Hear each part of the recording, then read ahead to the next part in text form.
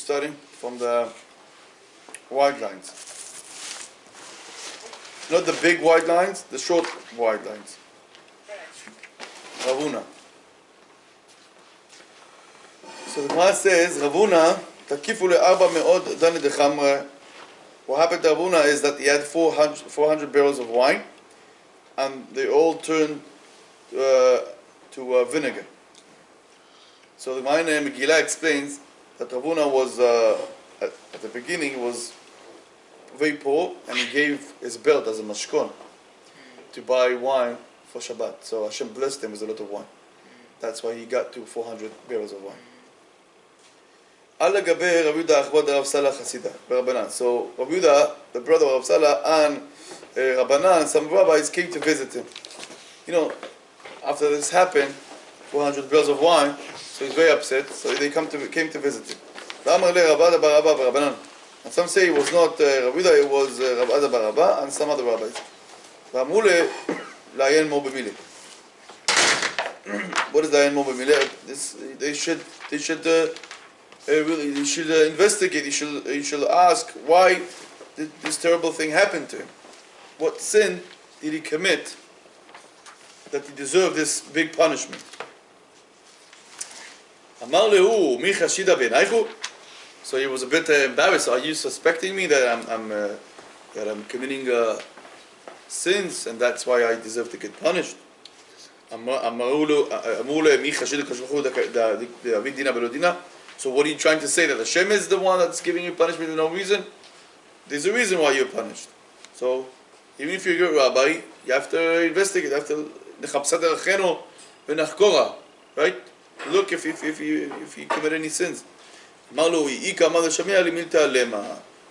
he said, you know what? If there's anyone here that is thinking that he committed a sin, please get up and say it loud. Say it loud. That's what I heard. Get up and what? And say, what's my sin? Yep. So one of them got up and it says, that's what I heard. You don't give the branches. Rashi says the branches of the vineyard. You didn't give the branches to the sharecropper, the aris, the one that takes percentage from the income of the field. So, and that was the custom in those days. Yeah, like the stick that they would hold up the grapevine. Yeah. Yeah, because the sharecropper and also the balabite, they would both give the stick. So like give the sticks. So they say the sticks that support the vineyard. Yeah. It will supply. Yeah. Okay. The Gemara says, Amar lehu mi shavik li mi dimine hakaganiv lekule. So the Gemara says, well, this sharecropper is always stealing from me. So the fact that I don't give him, it's not that I'm stingy or I'm stealing from him. He's taking everything. He's taking whatever he wants. He's a thief. Gemara says that still, when you take something from somebody else, when you're stealing from a thief, you also get the taste of the geneva, of the robbery. So so that's why he got punished, because the wine was a taste of his crime and return what he stole. But that doesn't mean that you have a right to not pay him. Correct. Let's see Tosfot. Yeah. Tosfot says dina belo dina. הרבה צדיקים יש שלוקים מגופם ממונם. אלא הם היו יודעים שלא היה נותן שבישה להריסה, והיו רוצים לרמוז לו שלא יעשה עוד. So what is Tosfot asking? There's a question here. There's a quiet question, as we say. שאלה נסתרת. What is Tosfot asking? What are they saying? That it could be that he didn't do any avana.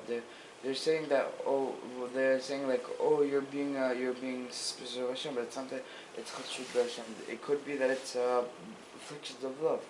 Oh, good. So Tosfot is asking, who said? How did the Gemara get to the conclusion, dina below dina, that he's getting punished because something happened? Maybe it's afflictions of love. Maybe it's just righteous. Maybe is atonement for the Jewish people. Yeah, we always say that the great rabbis sometimes they pass away of suffering because the sins of other people, right? So maybe that's the case. The Gemara says, Toto says, Isn't הרבה the whole צדיקים point of Eov יש that- אלוגיהם בגופם ומונם, אלא הם היו יודעים שלא היו נותן שמשל הריסה, והיו רוצים לרמוד זה שלא יעשה עוד. Of course they didn't know why exactly they were suffering, but they knew that he's doing something wrong with this sharecropper. So they were trying to get to it. They were trying to get to this point of telling him, look, you should do it. But they were circling. They were doing it roundabout. They were not directly telling him, hey, you're doing something wrong. But once he suffered, then he said, okay, perhaps that's the reason. Okay.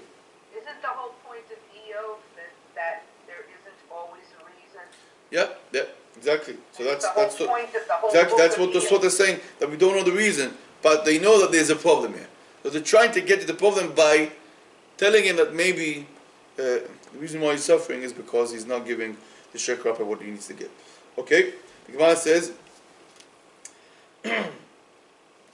so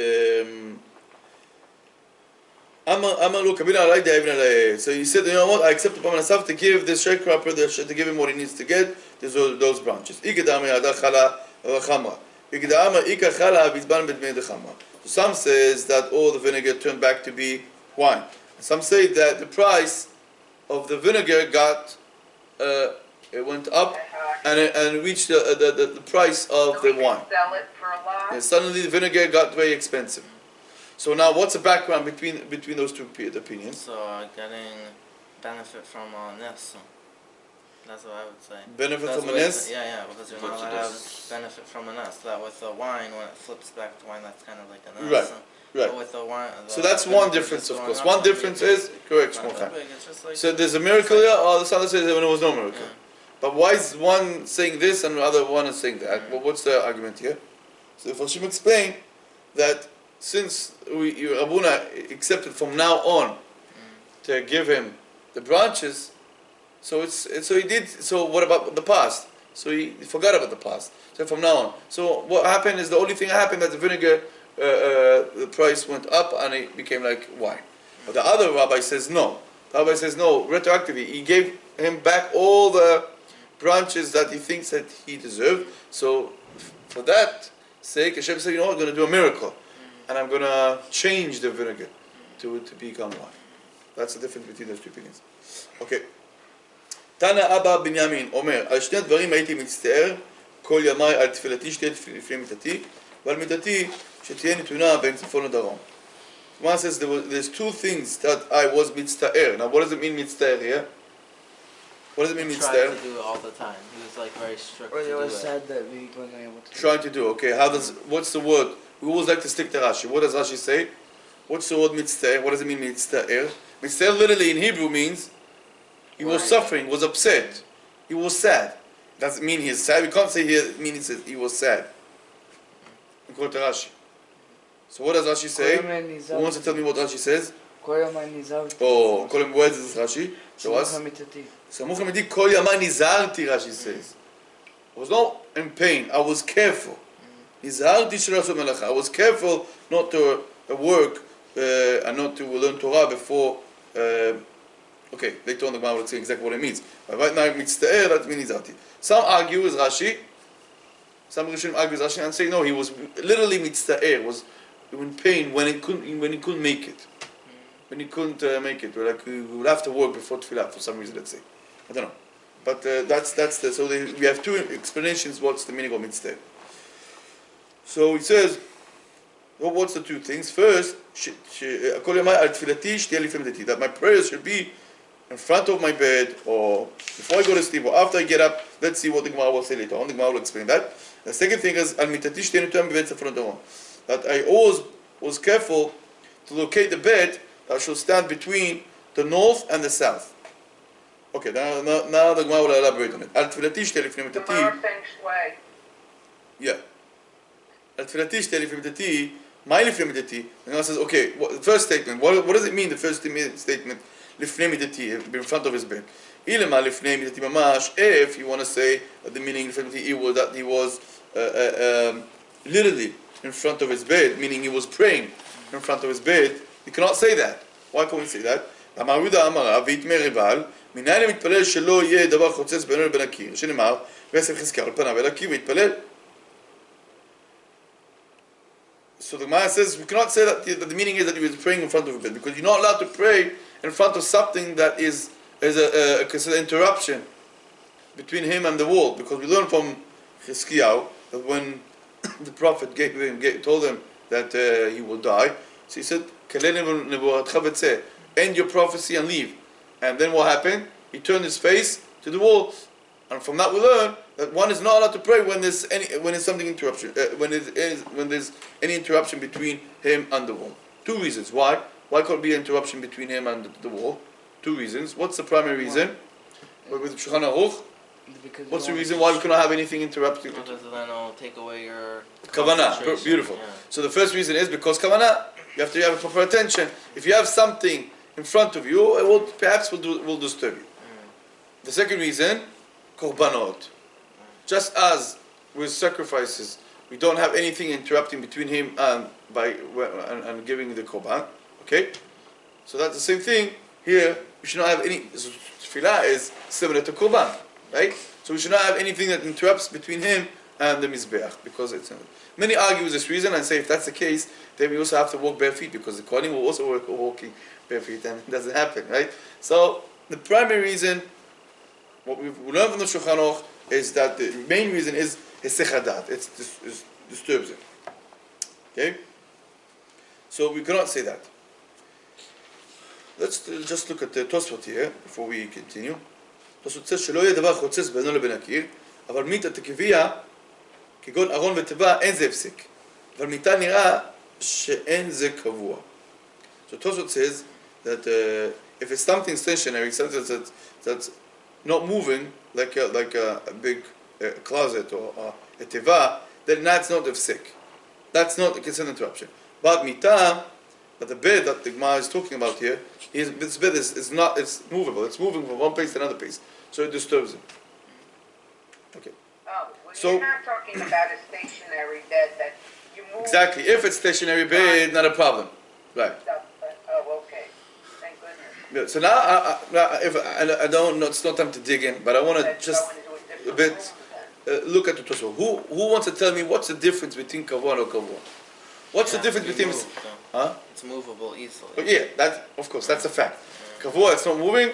Not kavua, it's mitratel. It's moving from one place to another place. The halacha is one is allowed to pray before something kavua, but you're not allowed to pray in something. Is not allowed to pray in front of something that's not kavua. But why? It's distracting if it keeps moving around. Oh, no, but at that point it's not moving. It's not moving. It's not that person is moving it in front of him like that.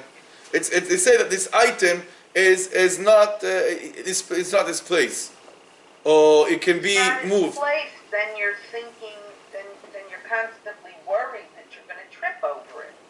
No, it's not moving. He's not going to trip over it. It's not moving. He's praying. He's not going to trip over. That's not the problem here. If you go back and forth, you might take the. When I know on this table, I'm not concerned that I'm gonna trip over this, even if it's movable. What? I'm thinking of a bed that's straw on the floor or a sleeping bag or something. Okay, you have a different thing. I think what? Yeah, what do you No, say? it also has to be 10 tefachim, no? If it's less than 10 tefachim, then it's batel. Right. That's how the Beit Yosef explains it. Right. Right. Yeah. So what I is it? But there's a big machlok between the Beit Yosef and the Taz. What exactly the difference between them? But I think, and you will agree that. Isn't there something about making your davening kavua? Yeah, that's something else. Yeah, but I think, but it's the same reason. Kavod is the same. I think the thing is what Tosfot is saying, that if it's something that you're not used to it, it disturbs you. Like you stand there, even if it's movable, even if it's moving, if you're used to it, that's okay. But Tosfot was saying here that anything that's moving is usually something that you're not used to it. And if you're used to it, like the stand there is movable or not? It is. Of course. But everyone, you go to all the yeshivot, they all have stand there in front of them. Right? They put the siddur. Some people, some even boys don't put the siddur. Just they have the stand there. Why is it not an interruption? Because they're used to it. That's my understanding for the Tosfot. But we will look in them for ship. Okay, the Gemara says, Ela.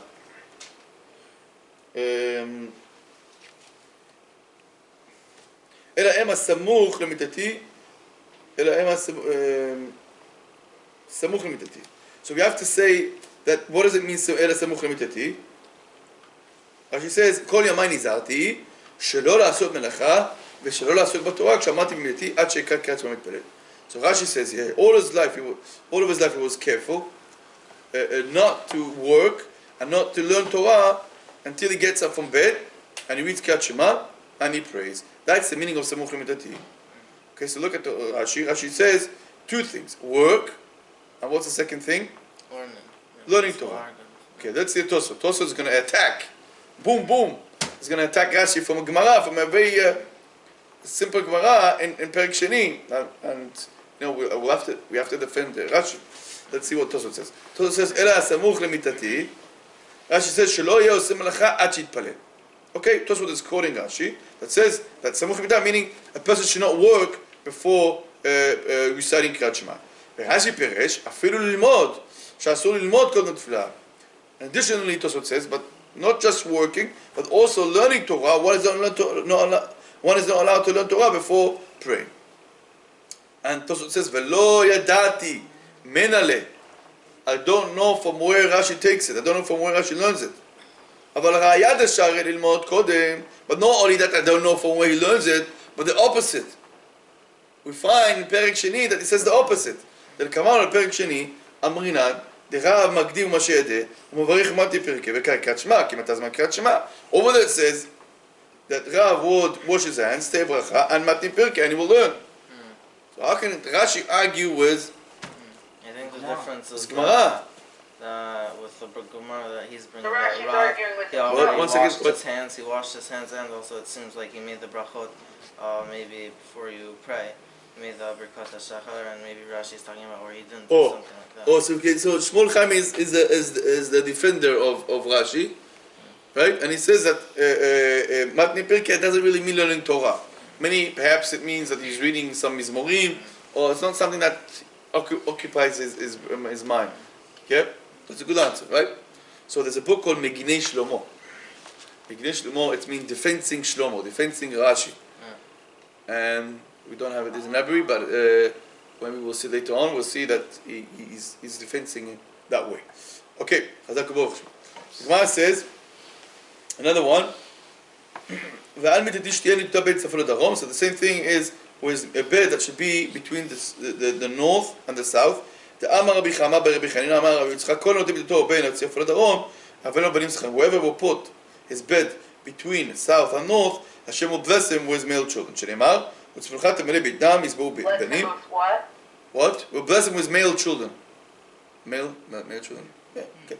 The Pasuk says, what is Tzifon Tzifon is the north, and he should satisfy his belly, his banim, and then Hashem will bless him with children.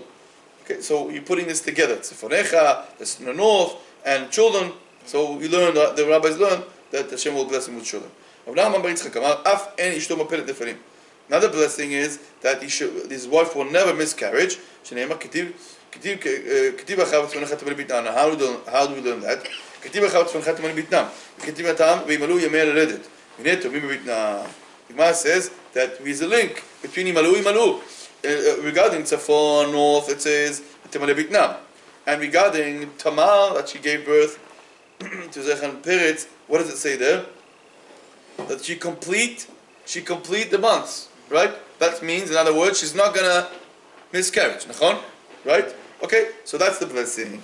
The Gemara says, Tanya Abba Binyamin, Omer, שניים שנכנסו להתפלל, וקדם אחד מהם להתפלל, ולא המתין את חברו, ויצא, טורפין תפילתו בפניו.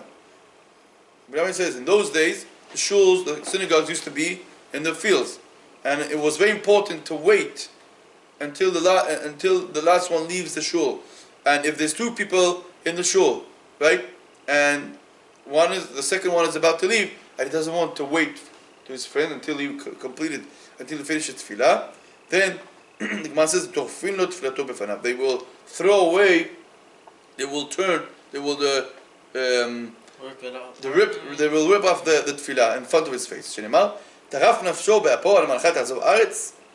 Gemara is saying, I'm not going to leave him. Hashem is saying, do you think I'm going to leave him because you left him? But I'm not going to accept your prayers. I'm going to tear your prayers. But not only that, but he's causing the Shekhinah to leave the shul, to leave the place where he is. She will move from Am Yisrael.